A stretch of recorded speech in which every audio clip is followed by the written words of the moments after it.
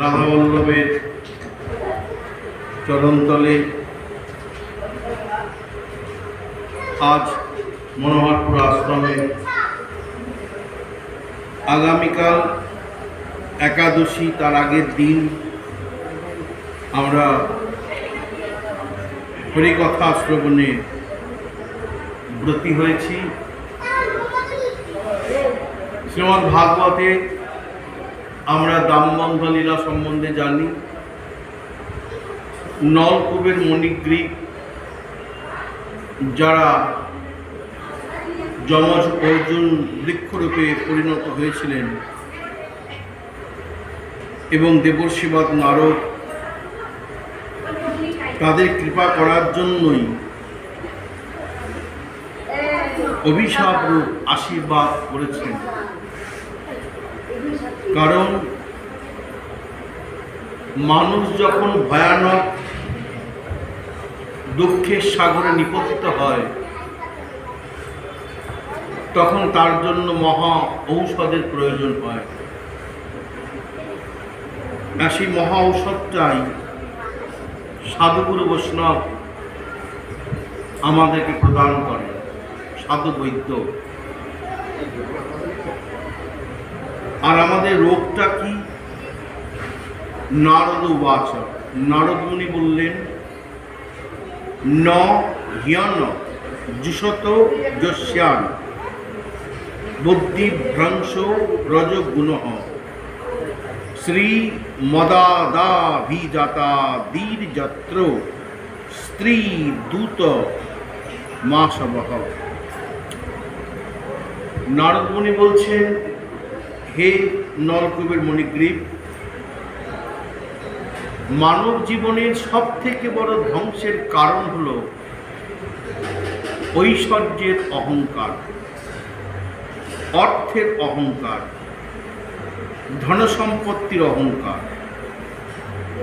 আমি ধনী, আমি বিত্তশালী, আমি অর্থশালী, এই যে একটা ঐশ্বর্যের একটা অহংকার, এটা খুব খুব ক্ষতিকারক। যেগুলো ধ্বংসের মধ্যে পড়ে, যেমন আমি উচ্চকুলে জন্মগ্রহণ করেছি, যদিও উদ্ধবজি বললেন শ্রীমদ্ ভাগবতে উচ্চকুলে জন্মগ্রহণ করাটা অন্যায় নয়, ভালো। পূর্বজন্মে সুকৃতির ফলে সাধুগুরু বৈষ্ণবের কৃপাতে ভক্তকুলে উচ্চকুলে জন্মগ্রহণ হয়। কিন্তু পূর্বজন্মের সৌভাগ্যের ফলে উচ্চকুলে জন্মগ্রহণ করে যদি কেউ অহংকারী হয়, অভিমানী হয়, অন্যকে ছোট করে দেখে, সেটা ভয়ঙ্কর ক্ষতিকারক এবং ভজনের তো প্রতিকূল পরিস্থিতি তৈরি করে এই অহংকার। কিন্তু এই যে উচ্চকুলে জন্মগ্রহণকারী অভিমান কিংবা আমিত্বের অহংকার, এইগুলো ক্ষতিকারক তো বটেই, ভালো নয়। আমাদের কিসের অভিমান? অভিমান শূন্য নিতাই ন বলে বেড়ায়। তথাপি এই উচ্চকুলের অহংকার, আমিত্বের অহংকার, এই এত এত অহংকারের মধ্যেও মারাত্মক ক্ষতিকারক হচ্ছে ঐশ্বর্যের অহংকার, অর্থের অহংকার। আমি বলছি না শ্রীমদ্ ভাগবত আমি ধনী, আমি বিত্তশালী, আমি বড়লোক, এটা সর্বাধিক ক্ষতিকারক নারদ মুনি নিজের মুখে নলকূপের মণিগ্রীবকে বলছেন। অর্থ থাকাটা খারাপ নয়, পূর্বজন্মে সুকৃতির ফলে কিংবা এ জন্মের তোমার ভাগ্যের জন্য অর্থশালী হয়েছে বটে, বিত্তশালী হয়েছে বটে, ঐশ্বর্য এসেছে বটে, কিন্তু এই ঐশ্বর্য যদি তুমি তোমার অর্থ সম্পদ যদি তুমি ঠিকঠাক ব্যবহার করতে না পারো, অহংকারে মত্ত হইয়া নিতাই পদ বাসরিয়া অসত্যের সত্য করি মানি। যা অসত্য, যেমন মদ, দেখো না, যত অর্থশালী তত দেখবে তারা মদের পোয়ারা ছোটাচ্ছে। আমি তো নিজে চোখে দেখেছি কিভাবে পয়সাগুলোকে নষ্ট করছে। কোনো গরিব দুঃখী সাধু গুরু বৈষ্ণব দিতে চাইলে দেবেন, আর বন্ধুরা মিলে পয়সা। তাহলে এই অর্থ ঐশ্বর্য থেকে আসে কি বললেন? মদ্যপান।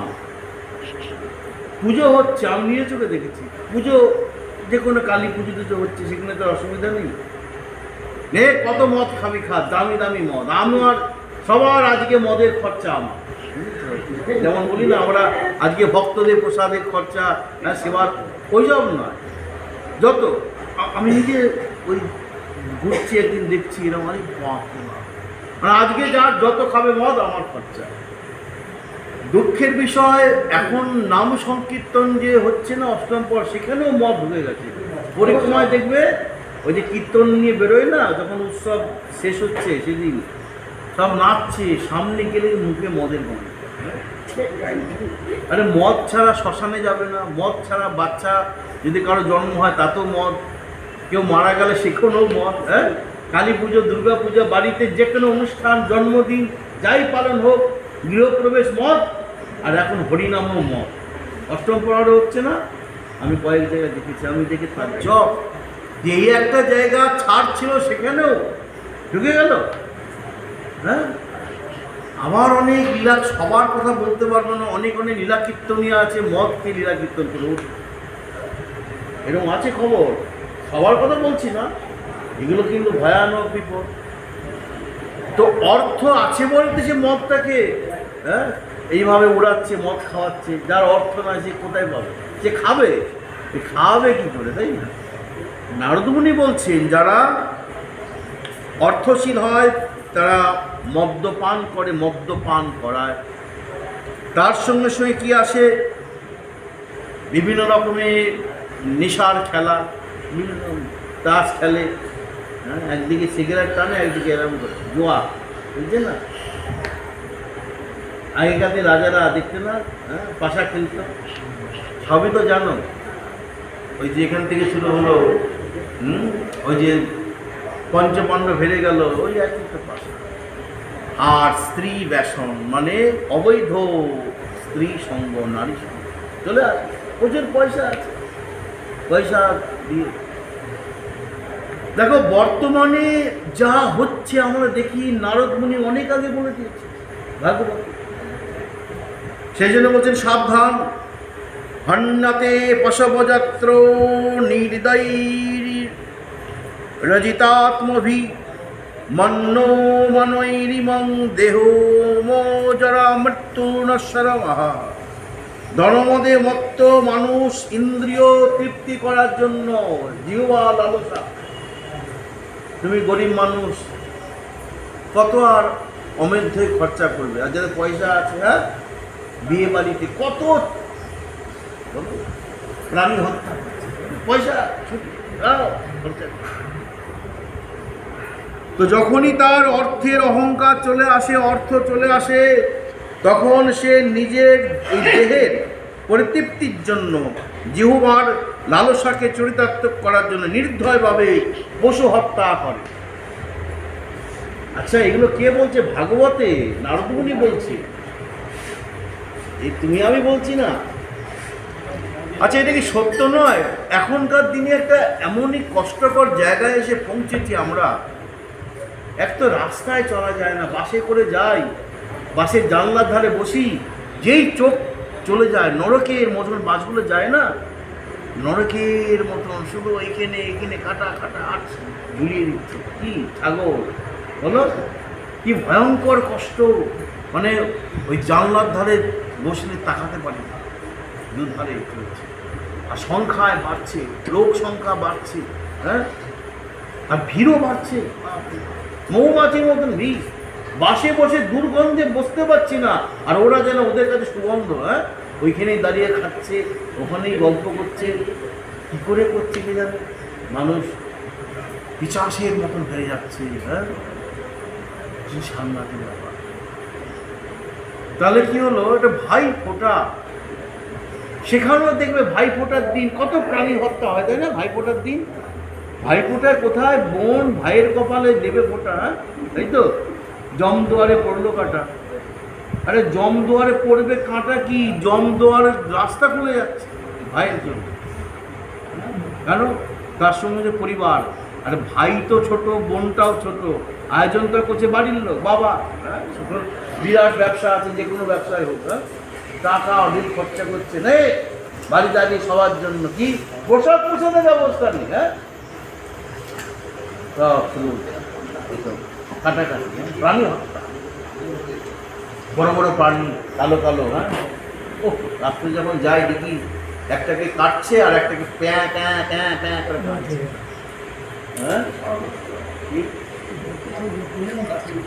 শিউলে বল না বলে তো শুধু হবে, বলতে হবে। এখানে বলেছে তো পশু হত্যা, এই দেখো বেশি হচ্ছে। হ্যাঁ, এই লেখাই আছে পশু হত্যা। এই যে কি ভয়ঙ্কর পাপ। মনুসংহিতায় বলছেন, যারা যারা পশু হত্যা করছে নির্দয়ভাবে নিজেদের লোক চরিতার্থ করার জন্য, তাদেরকে নরকে পচে পচে মরতে হবেই হবে। হ্যাঁ, হবে, কেউ আটকাতে পারবে না, কিছু জীবিত অবস্থায় হবে, তারপরে মৃত্যু। আমাদের পশু হত্যা বেড়েই চলেছে দেহের পরিতৃপ্তির জন্য। আর আমরা মনে করছি কি, ও পশুগুলোকে তো আমি বধ করছি, আমার কি, বিয়ে বাড়ি পশু হত্যা, তাই তো বলো? বাড়িতে আত্মীয় স্বজন আসছে, পশু হত্যা। বাড়িতে অনুষ্ঠান, যে কোনো অনুষ্ঠান, শুধু পশু হত্যা। এই যে কি ভয়ঙ্কর জীবন আসছে, খুব শীঘ্রই দাও দাও করে চলছে, সব দাও দাও করে জ্বলবে। ঘুরে ঘুরে দেখো বাড়ি সব ফাঁকা হয়ে যাচ্ছে।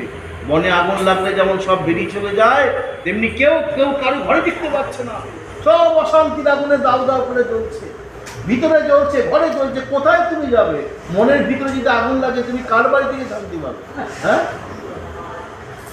বনে আগুন লাগলে তুমি বাইরে বেরিয়ে শান্তি পাবে, তোমার মনে আগুন লাগলে তুমি কার বাড়িতে যাবে? না গো দিদি গেলে ওর বাড়িতে, না গো দিদি বাড়িতে যাই, মনটা টিকছে না। আরে কোনখান বৃন্দাবনই গো তোমার মন টিকবে না, ওখানে গো তোমার মন ছুটছে। কারণ দিনের পর দিন অন্যায় করছো, অন্যায় দেখছো, অন্যায়কে প্রশ্রয় দিচ্ছ, এর ফল ভোগ করতে হবে না। নারদমুনি বললেন, হ্যাঁ নারদমুনি বলছেন, এরকম ভাবে যে মানুষ বোঝে না এই দেহটা কার। আরে তুমিও একদিন পশুর মতন হবে, নিথর হয়ে যাবে তোমার দেহ। তোমার দেহ রাস্তায় পড়ে থাকবে, কাক কুকুরে খাবে, নচেৎ অগ্নিতে তোমার দেহটাকে পুড়ে ছাই হয়ে যাবে। তাহলে এই দেহটা কার? তুমি কার জন্য এই দেহটাকে পুষ্ট করছো? কার জন্য? বেশ হৃষ্টপুষ্ট করছো, নয় তোমাকে কবর দেবে, নয় তুমি কোথাও অ্যাক্সিডেন্ট হয়ে পড়ে থাকলে কেউ জানতে পারলো না। হ্যাঁ, আর জানতে তো তখন তোমার অর্ধেক শরীর কেউ খেয়ে নিয়েছে। হয় কি না বলো? কোনো কারণে অ্যাক্সিডেন্ট হলো, বাড়ির লোক জানতে আছে, 7 দিন হয়ে গেল, ততদিনে খাবলা খাবলি হয়ে গেল। আগুনে আর কিছু হবো না, আগুনে পোড়াবে। এই এত সুন্দর দেহটাকে পুষ্ট করলে, হ্যাঁ, কত প্রাণী হত্যা করে লাভটা কি হলো? সেই দেহটা তোমার আগুনে পুড়ে ছাই হবে। তুমি কি ভেবে দেখেছো যে এতগুলো প্রাণীকে কষ্ট দিচ্ছে কার জন্য? এই শরীরটা কার? তোমার? অগ্নি না যে খাচ্ছে তার? না তোমার গর্ভধারিণী মা? না তোমাকে জন্মদাতা পিতা? কার এই শরীরটা? তুমি কার জন্য তৈরি করছো? একটিবার ভেবে দেখো। অতএব এর অনেক কথা বলা আছে, ভাগবতে তুলেছেন 18টা শ্লোকের মাধ্যমে এখানে সুন্দরভাবে নারদমুনি বর্ণন করেছেন। তাই একবার ভাবো, যে দেহটাকে কোনো না কোনো প্রাণী ছিঁড়ে খাবে, নয় পুড়িয়ে ছাই হবে, নয় কবরে দিলে তোমার দেহটা গলে পচে কি সাংঘাতিক অবস্থা হবে, সেই দেহ দিয়ে এত প্রাণীকে কষ্ট, তাকে হত্যা, এটা কি ঠিক হচ্ছে? মনে রাখবে, হ্যাঁ, আমি আমার ভাষায় বলি মজা, মোবাইলটা ভেঙে গেল, সিমটা তো ঠিক আছে, হ্যাঁ, সিমটা তো আবার একটা মোবাইলে দেওয়া যাবে, হ্যাঁ, তোমার দেহটা নয় বিনাশ হবে, প্রাণটা কোথায় যাবে, আত্মা কোথায় যাবে? ওই আত্মা চিপের মতো সব জমা হচ্ছে, তাই না? ওই যে মোবাইল, এটা আমি মজা করে বলছি, চিপ আছে না, ওর মধ্যে তুমি ছবি তুলছো, ভিডিও করছো, সব তোর মধ্যে জমা হয় কিনা বলো? হ্যাঁ, পরে বসে বসে দেখছো, ওই চিপটা করতে বসে বসে দেখবে ওই চিপে মোবাইলে, হ্যাঁ, হ্যাঁ, এবারটা এই করেছে, এই সব এই করেছে, সব দেখছে, হ্যাঁ হ্যাঁ লিখছে, হ্যাঁ 1 তারিখে মুখ কাজ করেছে, 2 তারিখে আর লিখলো, লিখে যমরাজকে বললো এর যা পরিমাণ, এ আমাকে আর বলতে হবে না, এক কথায় ওকে নরকের গোডাউনে ফেলে দিন, হ্যাঁ, এ আর বলতে হবে না, পুণ্য বলে কিছু নেই, ও যেটুকুনি পুণ্য করছে অধিক অপূর্ণ করছে, সব শূন্য হচ্ছে, ধরুন আর গোডাউন কি, আর আমাদের দুর্দশে গোডাউনের মতো। সেই জন্য এখনো সময় আছে। নারদমুনি বলছেন যত পারো শুদ্ধ সাত্ত্বিক জীবন যাপন করো, রজগুণ তার ত্যাগ করো, তমগুণ ত্যাগ করো, শুদ্ধ সাত্ত্বিক গুণ জাগরিত করো। শুদ্ধ সাত্ত্বিক, এই জন্যই তো আমাদেরকে তৈরি করা, সারা বছরে একটা মাস নিজেকে তৈরি করে, একটা মাস, তারপর 2 মাস, 3 মাস, চাতুর্মাস ব্রত হবে, হ্যাঁ, ওই জন্য তো এই 1 মাসের মধ্যে 2টো দিন অন্তত ব্রত করো, কি বলো? এই করে করে তোমাকে তৈরি করার চেষ্টা করছেন সাধুগুরু বৈষ্ণব, তোমার জিহ্বাটাকে ঠিক করার চেষ্টা করছেন, তোমার শরীরটাকে শুদ্ধ করার চেষ্টা করছেন। আর আমরা যদি তা না করি তাহলে কি হবে বলো? তাহলে আমাদের সবাইকেই নরকে যেতে হবে। ওই জন্য দেবর্ষিবাদ নারদ আমাদেরকে বলছেন যত পারো সাত্ত্বিক জীবনযাপন করো। হে নরকমের মণিগ্রীব, যা হয়েছে হয়েছে, আর যেন না হয়।